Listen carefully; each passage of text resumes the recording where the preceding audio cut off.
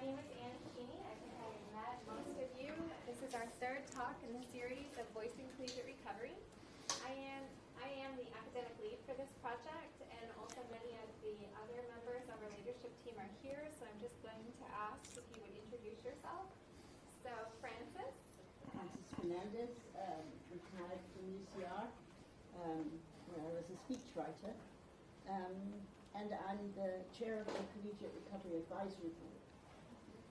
And we have one of our student leaders, Fiona. Hi everyone, my name is Fiona Ryan, and I run some recovery meetings on campus, and I'm part of the leadership team with the grant. And we have one of our co-founders, one of our community partners, who is co-founder of Solid Ground Wellness and Recovery. Good evening, everybody. My name is Lisa Molina. I'm with Solid Ground Wellness and Recovery, and we're a community partner for this project. And I've been in the treatment business for about 29 years. And our social media intern is here. That's our lead. I'm also part of the research team, and I'm going to be taking some photos tonight, so if you're not okay with being in a photo, let me know. Thank you. And then we have our newest addition to our team, who is now our postdoc scholar, Evelyn. Welcome, Evelyn. Thank you so much for all your support and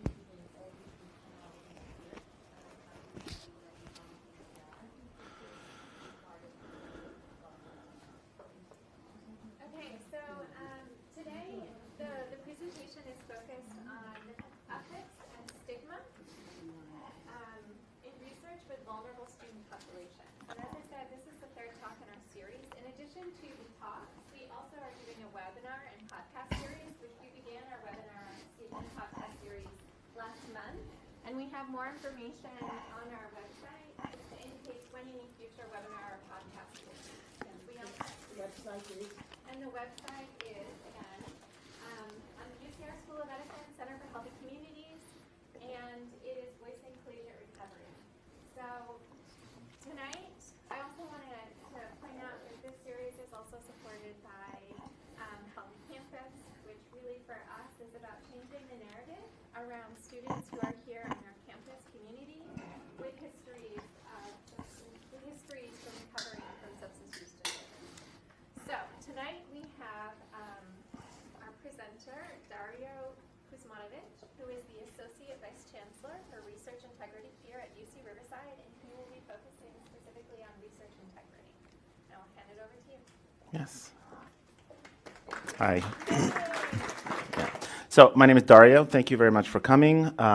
Please feel free to eat. I don't mind if you eat at all. And thanks to the organizers for providing all the food. So I'm here to talk to you about research integrity. And I want to make this as interactive as possible and as relevant to you. So feel free to ask any questions. Also, this is kind of an intro or a 101 presentation. So if I use any jargon or anything you don't understand, you can feel free to throw something at me and I will correct that, okay? So what I want to start with first is talk about a bit about what is research. So it's one of those words that, we hear a lot about, but can you give me, what do you think of research as? What is research? What comes to your mind? Trying to understand something you don't understand. Good. Okay. Other? Answering a question. Answering a question. That's a very good. new information. New information. Very good. Anything else? Proving a thesis. Proving a thesis. That's a good one. Okay.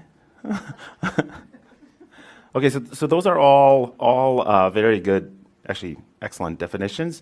But there is a very prescribed definition that we use in the United States, and we'll cover that just lightly. But I do want to highlight that for you, and why that is important is because that, to a large extent, determines what kind of research U.S. government chooses to regulate. Okay, so keep all these things, the good things you guys have mentioned, in mind. But in terms of definition with people, and as far as what's regulated by the United States government, it's actually a very prescribed definition that we have. Okay, so what I want to cover today this is my outline. We talked a bit about what is research. We'll talk about, very broadly, about the so-called scientific method, and you've mentioned some of this here. What is research design? And then the key thing that I want to focus on are IRBs, and what do they do? How many of you have heard the term IRB before? Okay, good. And then probably the most important thing, one of the most important things that IRBs are supposed to be doing is focusing on the informed consent process and informed consent documents. And then I have some topics that I want to highlight specifically as they relate to community engaged research. Now, I do have to, full disclosure, the research regulations and oversight rules are not geared towards any research methodology in particular. So it's not, for example, that they're only covering things to do with community engaged research or research with people who use drugs. They're meant to apply for every discipline, any kind of possible data out there. So again, as long as it falls into that definition that we have. Okay? Are we all on board? Yes? Good? Okay. So this is very good what you guys brought up. So because research by its very own is a kind of a step into the unknown. We don't know something, and we're trying to figure out what this something that we don't know is. Okay, so to start with, it's a step into the unknown. And it is a process of discovering new knowledge, so that was very good. And it's also, in many ways, an attempt to advance current information. So we know something about a topic, but we're trying to gain a better understanding of it. Now, with the definition that I mentioned earlier, is this definition here. So a systematic investigation designed to develop or contribute to generalizable knowledge. That is the definition that we use in the United States for research with people that is under US government oversight. Okay, so. What does it mean, generalizable knowledge? Good question. Generalizable knowledge. So the best way to think about that is not knowledge that is only in a small local context, but knowledge that can contribute to more broad interpretations. Okay? So, any questions about this definition? No? Okay. And then this was also very handily brought up, but in terms of how the scientific method works, so we usually start with some kind of an observation about something that we see. Out of that observation, we develop a question. We have something like a hypothesis, which is an estimated guess at the answer to that question. We do something like an experiment, then analyze the data, and draw a conclusion. And this is not final, so we don't just draw a conclusion and we're done now, but it is kind of a process that's cyclical and iterative. Now, this is a very cartoonish representation of how the scientific method works. It can be significantly more complicated, it varies by discipline, but this is just, again, like a simple representation, and here's the definition that we use for hypothesis. So, the other thing that I would like to discuss is research design. And the best way to think about research design that I like to think of is kind of like a recipe. Okay, so you design your study to answer a specific question or to address a hypothesis, and then you create your research protocol. So you can think of it also as the glue that holds all the pieces together. Show how they work, what order are things supposed to proceed in, and then these kinds of things are not static, as you can imagine, but they're dependent on the type of question, population, resources, and time, and also the discipline where the researcher comes from. Okay? All right. So, the history of research ethics is, we could spend hours and hours talking about all of these cases. But there are some cases that are quite infamous and that have done a lot to shape how we currently interpret research ethics regulation and why we have such a stringent system of oversight for research with people. Okay, so how many of you have heard of the Nazi experiments? Okay, large majority. And then the Tuskegee syphilis study. Okay, the Willowbrook hepatitis experiments. Not a lot of people, a few. Okay, and the Facebook study in 2014. 2, 3. Okay. So these cases have all done. They have been very, very famous, most of them. And as you can see, that they have kind of progressed most of last century and continue to happen even today with companies like Facebook. Okay. The two that I want to highlight for you here are the Nazi experiments. So they happened during World War II, quite horrific studies. And what happened at the end of this, the defense of all the German doctors was there are no rules for research with people. Okay. So what happened after the Nazi experiments, we get something called the Nuremberg Code. How many of you have heard of this? A few. Okay. So Nuremberg Code is the first major set of international research ethics guidelines. And it sets out 10 principles for doing research with people. Now, it is an international guideline document, so it doesn't really have any legal weight behind it, but it does become crucial in informing everything that comes after it, including the development of research ethics regulations in the States. The case that has probably done the most to inform US regulatory oversight is actually this study here, which is the Tuskegee syphilis study that happened in Macon County, Alabama in the United States. Oftentimes people call this the Tuskegee study. I don't like that name because it seems like it happened in like this one region and it was, just there. This was a study that was funded by the US government for 40 years approximately. Okay, so this was not a study that was just happening somewhere locally that someone went away. This is multiple generations of people doing research on African American men in rural parts of Alabama. Now, when the study itself started, there was no good treatment for syphilis. So in the beginning, the justification for the study was, we're trying to figure out how to treat syphilis. Around 1950s, penicillin becomes widely available. However, as you can see, the study continues for 20 plus years after that.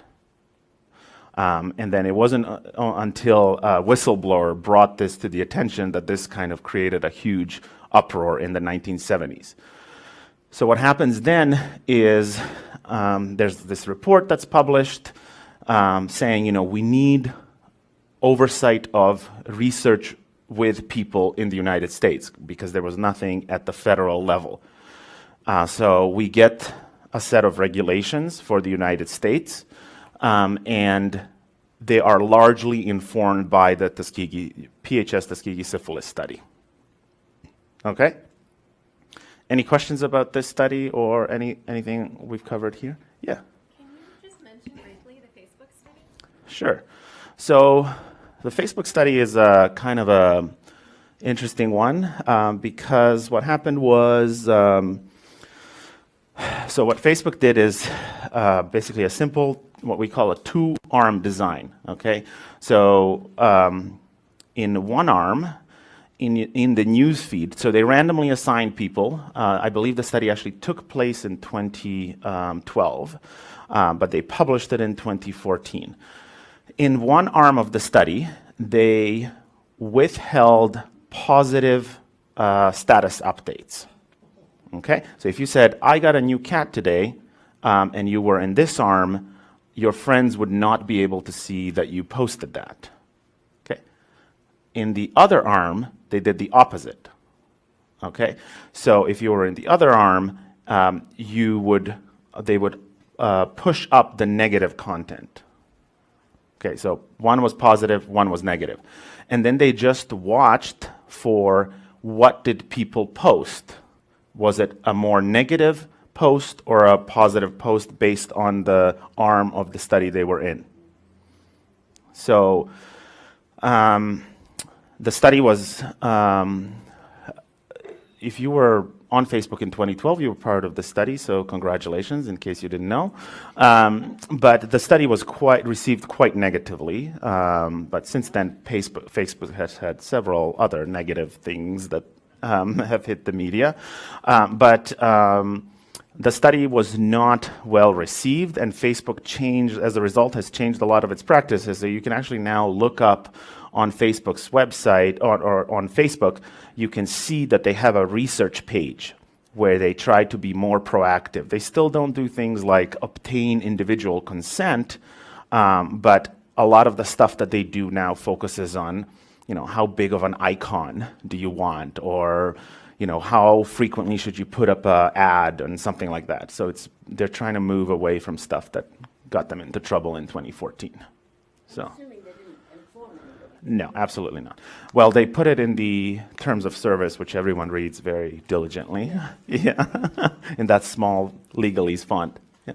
Just curious, what did they find? Like, what were they looking for? And what did they find? So what they found was there was a small effect size.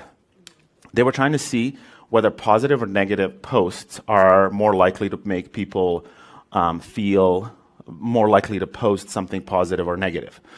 They did find that there was a small effect size on this. So I heard the guy, they partnered up with a researcher from Cornell, and I heard the guy speak at a conference. He got a lot of hate mail. He got a lot of, very angry emails from people after the study became public. Subsequently, he then left Cornell and went to work for Facebook, by the way.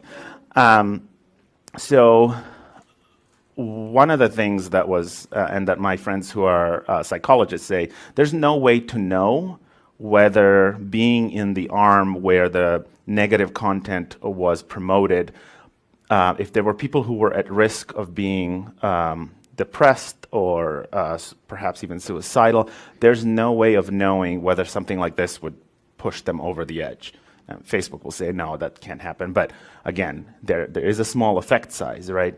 And you cannot see, some people come to Facebook for different reasons. Some turn to it, for support and for people to, engage with family members and so on.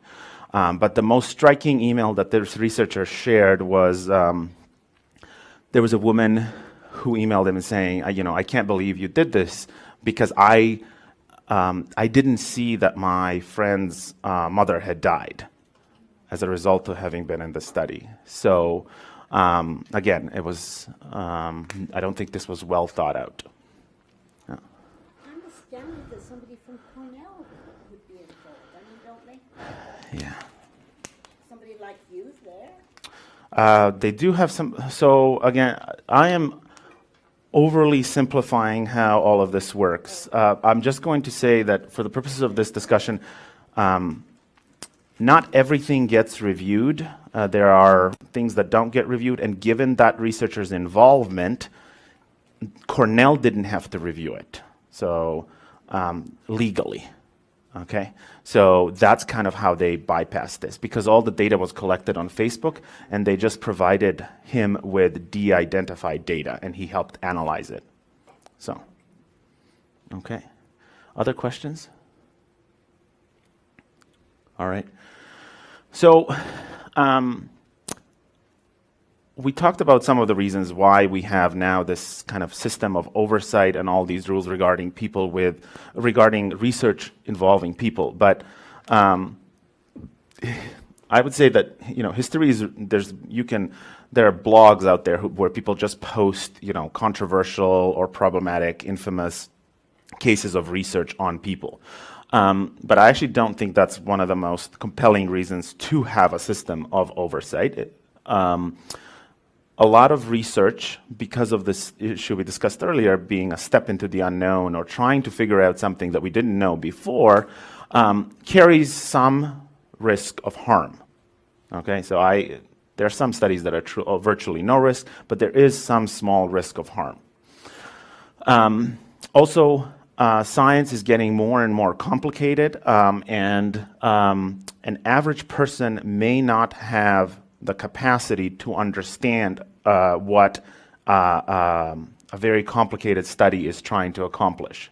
So one of the reasons why we have created, or why we have these kind of research regulations in the United States, is to try to help to simplify some of this. Scientists and researchers spend a lot of time in their labs and offices, and they can sometimes write consent documents or kind of protocols that are not very easy to digest or understand. So one of the reasons why we have this kind of oversight system is that it's meant to act as a kind of a buffer, you can think about it, to try to simplify this and ensure that there are no unnecessary risk, or that people are understanding what they're signing up for when they go to participate in a study. We always run the risk of exploiting people, and to ensure that we're not, doing research on one community, but only providing benefits to another community. This is especially relevant when we talk about research in other parts of the world, where, very resource-poor settings. But I would say that the main reason why we have this kind of a system of oversight is that for public institutions like University of California, we are dependent on public trust. And if we lose this public trust, we would not be able to do research. And cases that we discussed earlier, like the Facebook study and so on, the PHS syphilis study, they erode public trust in science and researchers and the research process and the scientific method. And also, for most researchers and professionals, it's part of their professional ethics that they should adhere to these kinds of practices. Okay, so now I want to talk to you a bit about IRBs. So IRB stands for Institutional Review Board. Every institution that is research intensive will have something like an IRB, and sure enough, here we have 2 IRBs at UCR. And they are charged with reviewing and approving research proposals that involve the faculty members here, or students or staff, as kind of again, like the name says, an independent group of people who are not part of the research study. Okay? Again, required for all UC students and all the faculty.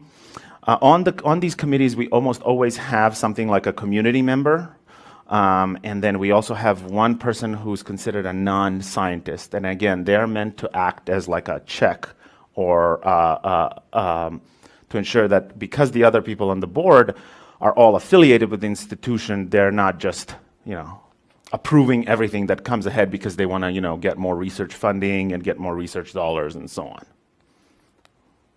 Questions about IRBs? Like you have 2 IRBs. Yes. We have 2 IRBs because of this building that we're in, partially, which is we have social sciences IRB, which reviews things from, the humanities, social sciences, and so on. And then we have one which reviews things that are more biomedical in nature. And that's very common at a place like UCLA. They probably have 6 IRBs because of all the hospitals they have and so on. It's also a matter of workload volume. This is difficult work, and it takes a long time to review. And sometimes this frustrates community members or researchers who are waiting for approval from an IRB, but the process does take a bit because it is, again, very labor intensive. Other questions? Yeah.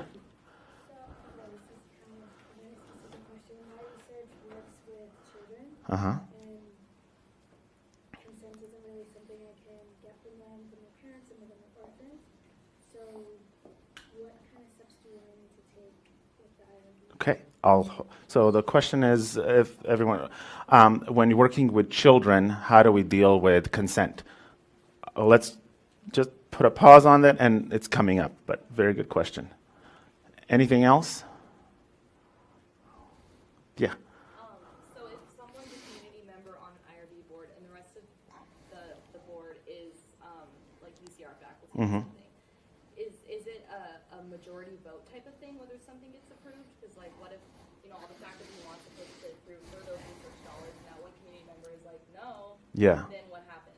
So just because of the size of our board, we have more than one community person on the board. And I can tell you, and if you talk to the researchers here, the UCR faculty members, it's primarily made up of faculty members, that's not the attitude they have. As a matter of fact, researchers often complain that the boards are too, what would we say? Stringent? Yeah, strict. They send a lot of comments. It's a lot for them to address. And they have a lot of work to do, and it takes them a while to respond to the board. So in practice, it operates very differently. But it is a good question. It is majority rule, though, at the end of the day. However, if we saw, there's a chair of the IRB, of course, always. If we saw that there was all the community members were saying no, and the faculty were all saying yes for reasons that you mentioned, that would raise a lot of red flags. So, yeah. Is participation on this board volunteer-based, or is there, like, do the members of the board get a stipend? Because I feel like the difference is there, would that have any effect? Mhm. Having a stipend or not, would that have an effect on, how fast Yeah. you want to, like, get it over with? Yeah. Is that just not the attitude? Not the attitude at all, but they do not get compensated to serve on this board at all. And that is not, there's nothing against them being compensated of being on these boards, because sometimes these meetings can run a really long time, but they do not get compensated. We don't even give them food like this, so, yeah. Other questions? Okay. So again, researchers, the IRBs ensure that researchers is following the federal regulations that we talked about earlier that came out because of that PHS study. We also have, as a public institution, we have a lot of as a UC, we have a lot of rules and regulations that the UC system follows. And then we also have state regulations. I moved to California in 2015, and California just loves to add additional rules and regulations at the state level. And then again, there are professional ethical guidelines that researchers have to follow in their disciplines. Now, the way this works is, in practice, a researcher will propose a research project and then submit that project to the IRB for review. It could be either, but just for purposes of tonight, we'll say it's before the funding. Okay. Researchers may not begin their research project until they have the approval from the IRB.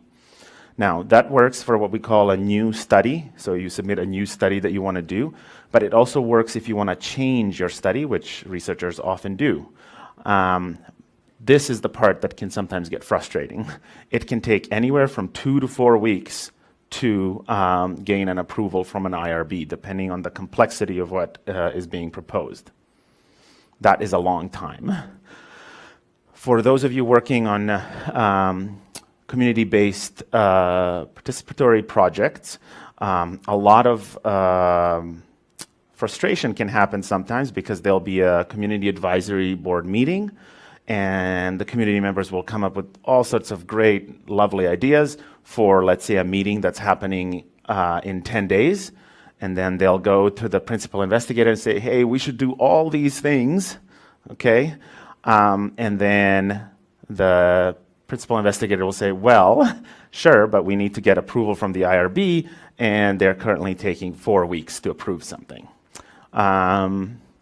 There are some things that we can do to try to address this, but this can sometimes be frustrating. So I'm not sure whether there have been experiences like this, or have we managed this?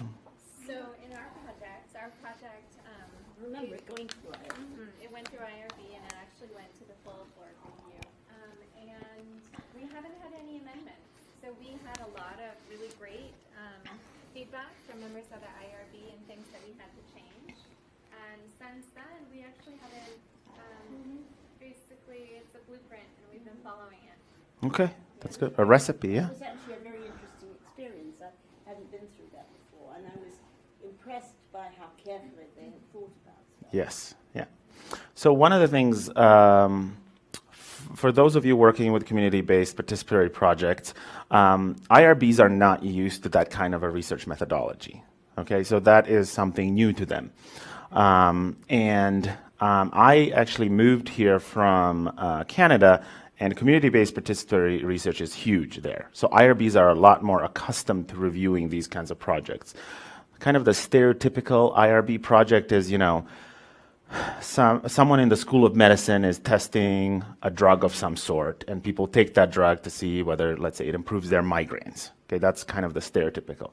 But when you start talking about community-based participatory research, where people from the community may participate as part of the research design, or may conduct interviews, or even help with the analysis of data, it throws IRBs for a bit of a loop, because they're just not used to seeing things this way. So we've really tried to work very closely with Center for Healthy Communities here to get the boards, to get the IRB to start getting familiar with this kind of approach to research. And sometimes we can hit some glitches too, right? Because they're just not used to seeing things this way. Because in a stereotypical IRB study, the person doing the analysis would never be from the community, because you try to keep those things as separate as possible. Okay? Why is it so common why is it so common in Canada?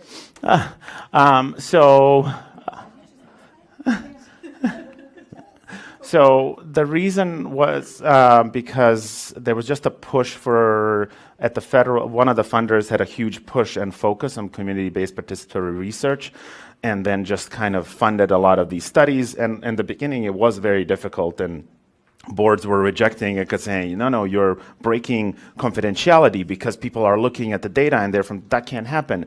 But eventually, this kind of was smoothed out. Yeah. I think that answers my question partially to who cares, who analyzes or interviews people. Is that really influential on the study?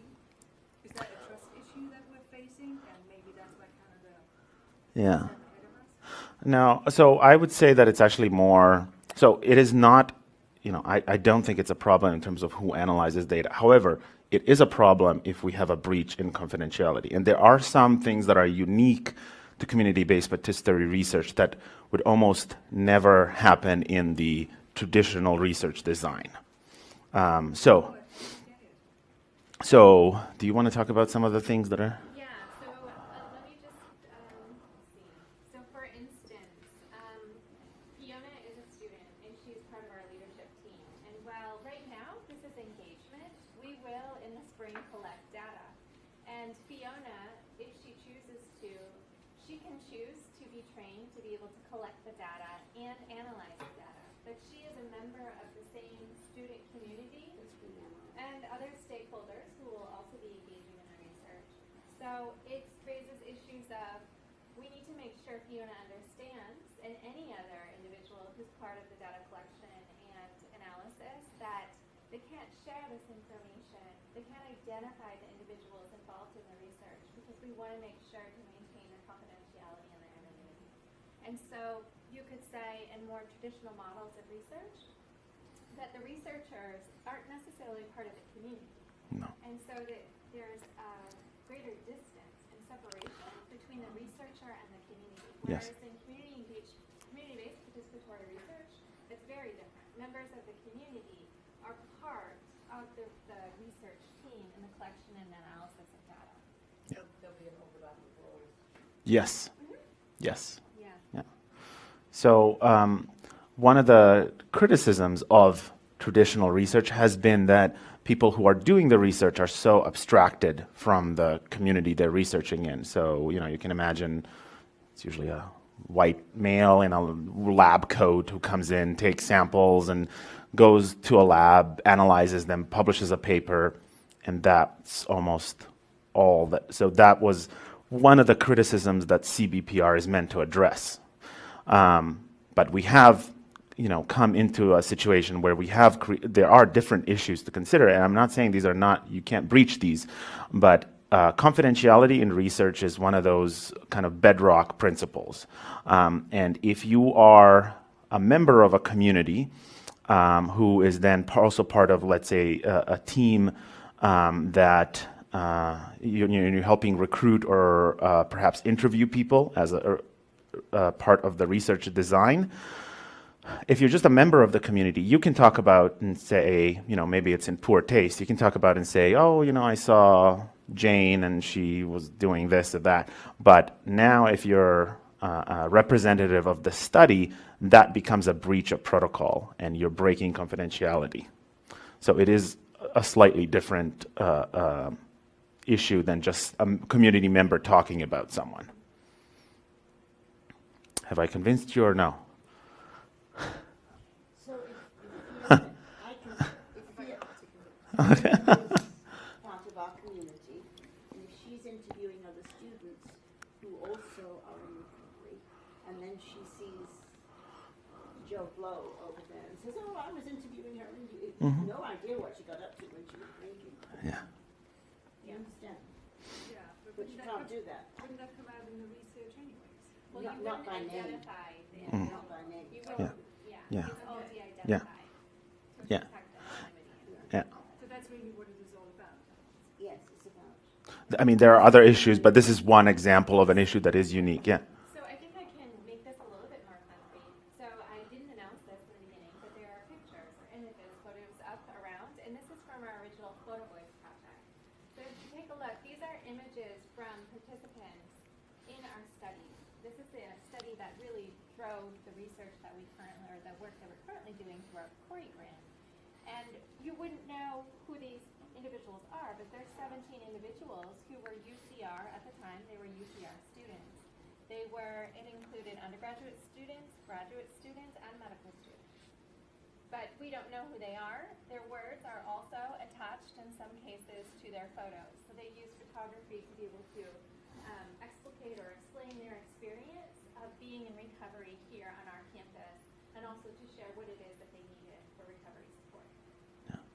So when the IRB reviewed that project, that was a huge concern for them, right? So they did, for example, that one right there, the IRB made a lot of comments and right that faces should not be identifiable, right?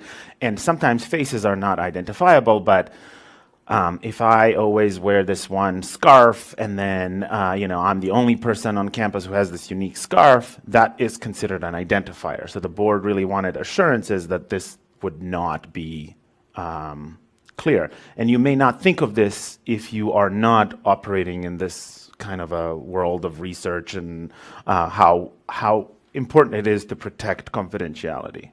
So can I add? Yeah. That's a really important point. So there are a few pictures that you can see faces. And what happened, we were originally not approved for students to take any pictures that would identify themselves or others. And then students came back to us during the interviews when we discussed their photos, and they said, I wanted to take a picture of myself. I really wanted to take a picture and to share that. And so we then went back to the IRB. We had an amendment.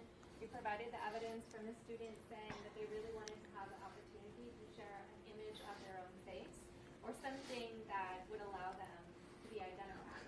And we did get approval, but we also at that same time shared with students, we really explained to them, they had to sign also a media release form or a photo release form, so they understood that when they gave these photos to us, that it was part of research and that we would be publishing this, we would be sharing it, that other people in the community would have access to these images, and that they needed to be informed about about that to make a decision.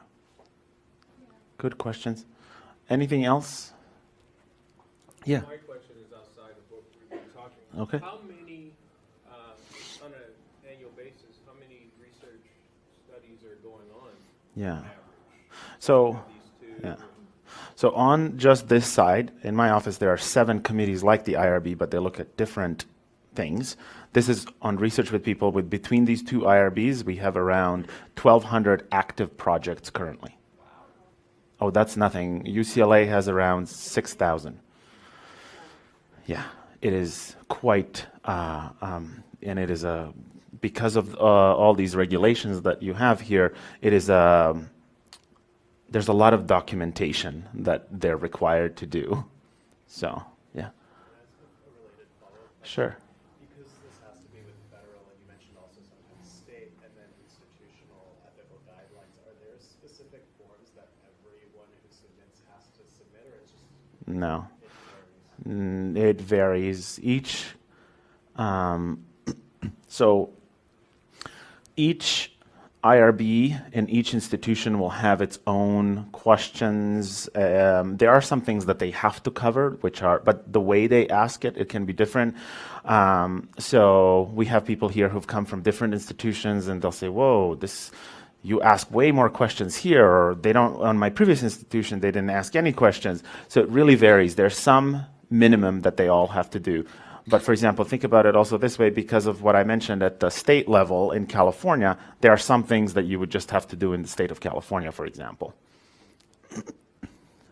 Other questions? Okay.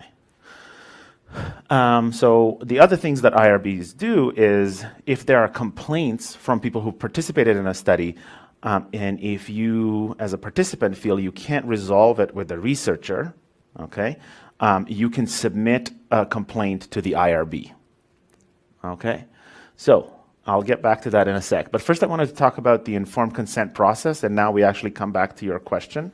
So IRBs obsess about informed consent documents, okay? So the majority of the comments that they'll send is about this document called the informed consent document that most studies are required to have. Your studies have informed consent, right? So sometimes the informed consent does not have to be a document. It can be a process. The IRB can choose to waive it for valid reasons. So for example, in some instances where there's stigma, or even there could be criminality associated with a research activity, okay, the IRB can waive the requirement for informed consent. So it can it can waive the requirement for a signed informed consent. So in this case, it would only be a verbal informed consent. So for example, if you work with people who are undocumented, who may engage in some activities like sex work, this is multiple layers of vulnerability. The researcher can apply to an IRB to not collect identifiers, because those could be subpoenaed, and then those people could be legal harm as well as criminal charges and so on.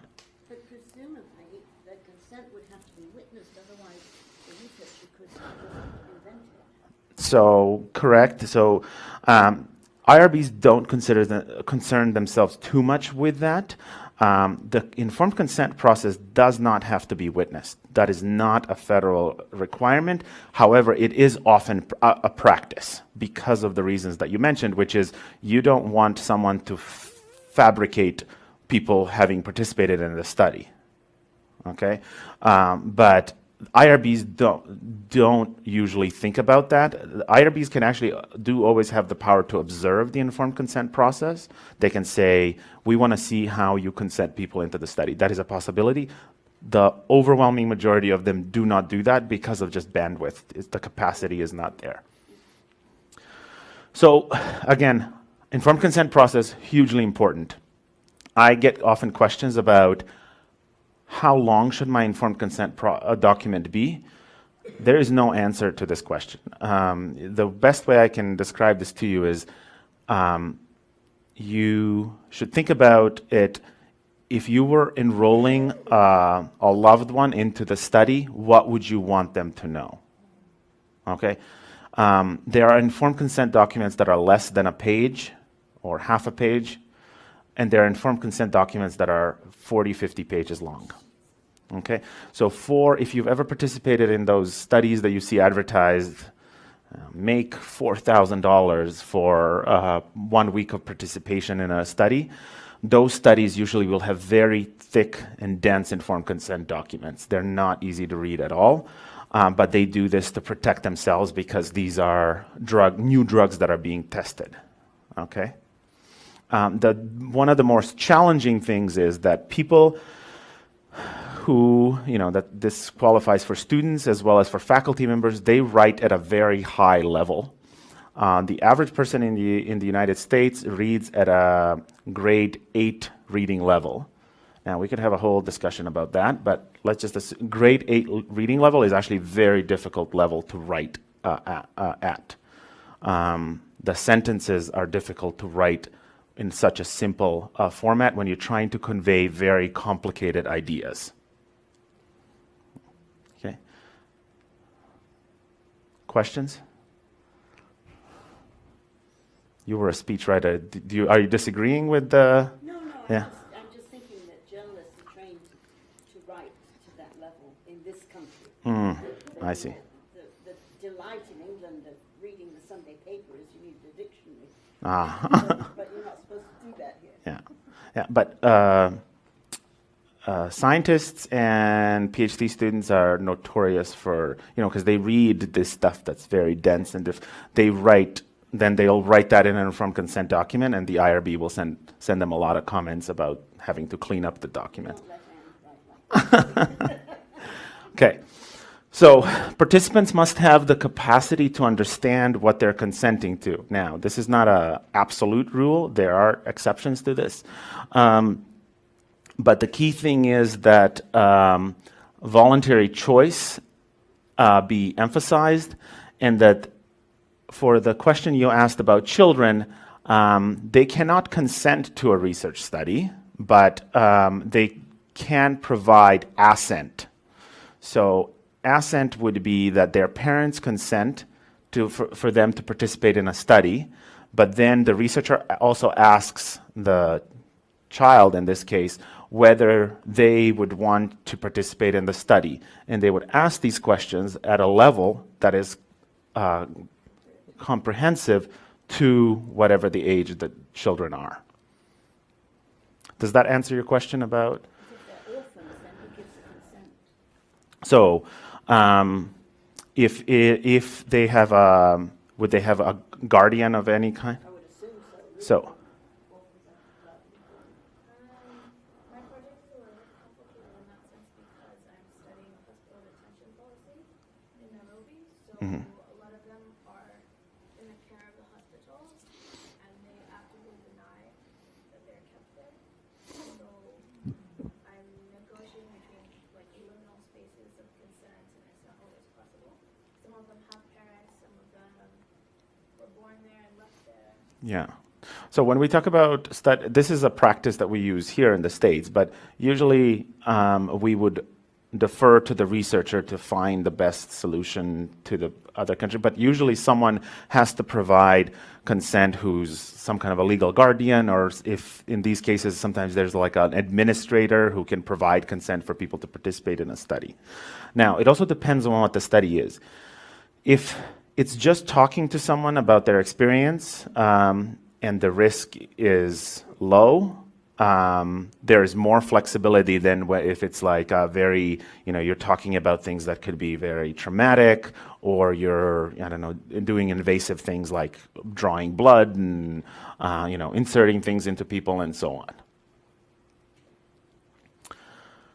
Yes?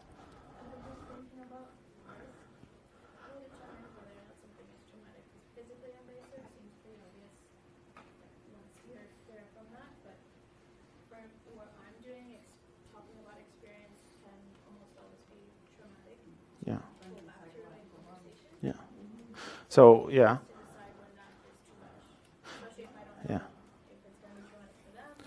So you can imagine that on an average IRB meeting, they'll be reviewing a study like the one that Ann did, which is recovery and so on.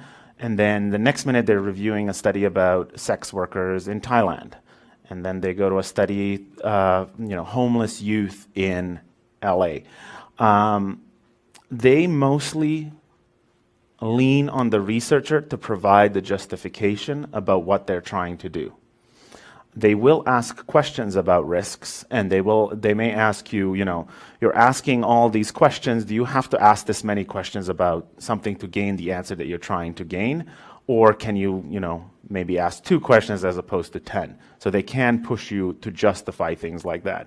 But because you are the expert in that area, they will often lean on you to provide the justification and the explanation of the questions you're trying to ask.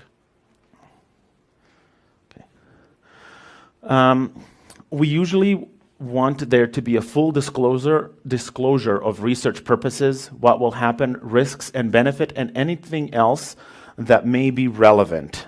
So this is something that the regulations are specific on. They do want there to be, they call it the reasonable person standard. What would a reasonable person want to know? You cannot, let's say that it's a student doing a project, you cannot provide them your literature review of all that you've done on the topic. That's just not feasible. But you do need to provide something that what they call a reasonable person would want to know before participating in that study. Now that can be frustrating because people vary in terms of what they want, but it is a standard that we have to kind of try to approximate or reach. So this is, here again, a caricature of what an informed consent document usually looks like and what are the headings. So you have your title, who's on the study, some kind of an intro or background. You disclose if you have any conflict of interests. Not so much for the research that we talk about here. This is usually in the School of Medicine again, where you may have investments in a drug you're trying to research, so we'll just put that aside. But anyway, these are the other sections that you have in an informed consent document. Which one do you think my office gets most calls about?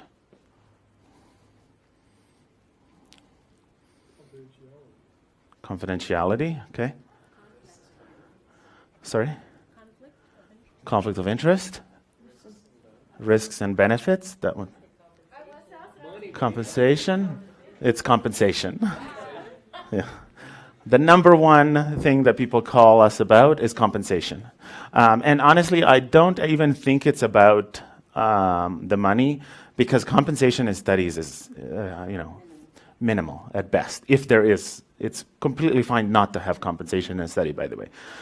But it's something that researchers do to try to, respect people's time. But what people get annoyed with is if you say you will get $10 for participating for an hour, and they end up being there for an hour and a half. So that's what they get really annoyed about, because they say, you told me an hour, I made accommodations, and you kept me here for, 2 hours or hour and a half, and they'll call us. And if you don't have something in your informed consent document, we side with the participants, because it is reasonable. If you said, I'm going to only keep you here for an hour, that they only be kept for an hour. So cut down your interview. Okay. Or pay them more, yeah. Or explain it in informed consent, saying it will take approximately an hour, but could be, yeah. Okay. So IRBs have certain criteria that they need to meet for approval.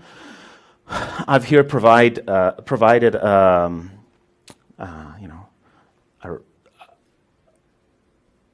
grade, I would say, 8 or 9 interpretation of it. It's written in a very complicated way in the federal regulations. But, the study has to be designed well. There should be not any unnecessary risks. This doesn't mean that there are no risks in a study. We talked about some of these studies where people are, taking a drug for the first time. And before those people took a drug, it was only tested in mice, right? So we don't know what's going to happen. We can guess, but we don't know what's going to happen when people take this drug, right? risks are reasonable, the selection of participants in the study is equitable, informed consent is obtained and documented, so that's something that you mentioned, and then privacy and confidentiality measures are in place to protect the confidentiality of the participants. Okay, so here I just have a couple of more slides. Are we at time? Yeah. Okay, all right. So I have a couple, I'll share these slides, but I had just a couple more things about things that are unique to CBPR, but we will not cover this now. I'll just skip to my last slide, which is on our website, you can find a bunch of more resources. So we actually have a page here. You'll be able to click on this when I send the slides to Anne. But we have a page that's geared towards research participants. I can tell you more about, as a layperson, what you need to know about your rights and what you can do and when do you involve an IRB and how all of that works. Also, talking about CBPR, I was actually project lead for a study that looked at some of the ethical issues that happen with people who use drugs and when they participate in community-based participatory research. So you can actually go on that website and see we created a resource for people written at a grade 6 level. And that was very difficult to write at. Like grade 6 was just very, very difficult. So that's something you can look at. And then for all people who are in a study, they can use our city training on research. Yes, all of you have had to do this. So, yeah. All right, any questions?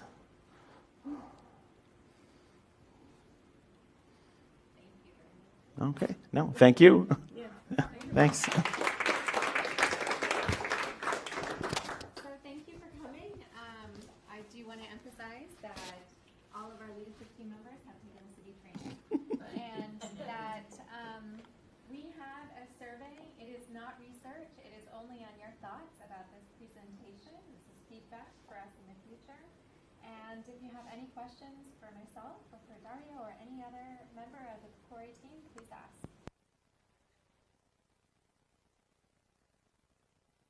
Well administered, for someone like me, took the little bus to school. No, don't make a deal. No, so that was really good. But what did you want us to walk away with? What was the purpose Great question. of this for, people like me? Right. So that's a really great question. As I know you've been here part of the other talks, and what we are doing is building capacity. So we really want people who What do you mean by building capacity? So building people's abilities To to know understand. and understand research. Do you want to respond? I think I just did. Yeah, we want people to understand what's involved in research. So if they want their organization to take part, which is what we would like, then they know what's involved. They know what to expect. And also to allow them to identify procedures in their workplace with people in recovery or not in recovery, as the case may be, to see what would be suitable for research. Yeah. And I'll just add to what Francis said. So this work that we're doing is over 2 years. We're in the engagement phase of our Voicing Collegiate Recovery project. And at the end, the funders expect that we provide them with essentially an agenda of future research. And we know that we want to engage different stakeholders. And when I say that, it means students who are in recovery, providers, so campus and community members who are interested in being a part of the decision making about what kinds of research we will do moving forward. And so given that research integrity, institutional review board is a part of what we will be doing in community-based participatory research, it's really important that we start engaging people so that when we say, oh, well, we've got to fill out the IRB, you need to complete that protocol, or you're going to have to take the city training, that you have an understanding of what that means and why we're doing it. Copy that. Thank you. You're welcome. And I guess on my part, the other I want to highlight is sometimes, again, having worked on community advisory boards and having done some of the research myself, it is sometimes very frustrating to community members when they say, hey, we have an event next week and we want to do this, but then we would have, we have to go to the IRB, and well, who the hell is the IRB? Why are they taking so long? It's just a simple amendment we're doing. Why? So that has, I hope that one of the things that you walk away is that, researchers like Anne have a lot of rules and regulations that they have to follow, being part of a system like UC, and IRB is one of those key ones because some of these historical issues that we talked about. Any other questions? Okay, make sure to fill out the survey, and thank you for being here tonight. Thanks.